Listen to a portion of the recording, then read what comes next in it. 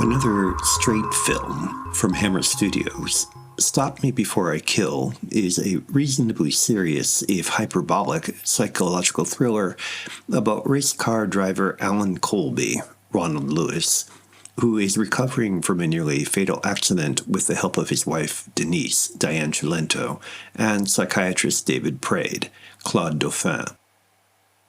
While Colby loves Denise deeply and has fully recovered physically, he suffers from a nearly uncontrollable desire to kill his wife. Most of the drama centers on his efforts to deal with that compulsion and to root out the cause of it. The strange and strained situation is oddly loquacious for an exploitation film. Colby's profession, for example, which we might expect to motivate heart-pounding action, has just about nothing to do with either his original accident or his neuroses. The cause of his compulsion may have to remain obscure for there to be a story, but each time Alan comes close to wringing Denise's neck, the impulse seems to come out of nowhere. And while the excessive dialogue may be unavoidable in any drama centered on the talking cure, the equally pat Freudian explanations in Hitchcock's Spellbound come to mind. That does not explain why David is a non-stop chatterbox with a superior, knowing attitude that makes him barely bearable. In fact, like Colby's profession, just about every detail in the film seems almost arbitrary.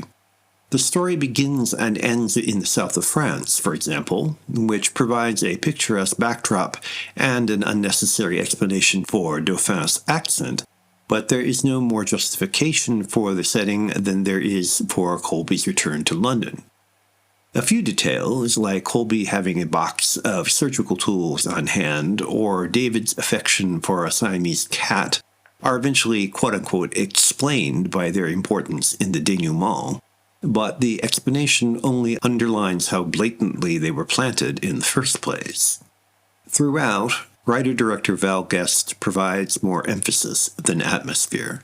The therapy sessions, for example, include huge close-up details of Colby and Praed's faces, eyes, lips, etc., looming heavily over us for no reason other than to provide visual variety to otherwise static, talky scenes. And then there are the moments with Alan's acquaintance Harry, Bernard Braden, which serve only to rehash what we already know, while extending the running time. The biggest problem is that the story logically ends once Alan is cured.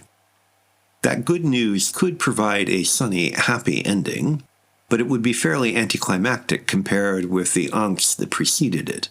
Instead, in an effort to limp toward a contrived, dramatic ending, the story takes a turn which, while predictable in a conventional exploitation film sort of way, is out of character with the rest of the relatively realistic drama. Unfortunately, the final flourish feels like a concluding bang that the whimper of the salutary cure could not provide, more than a satisfactory close to the action.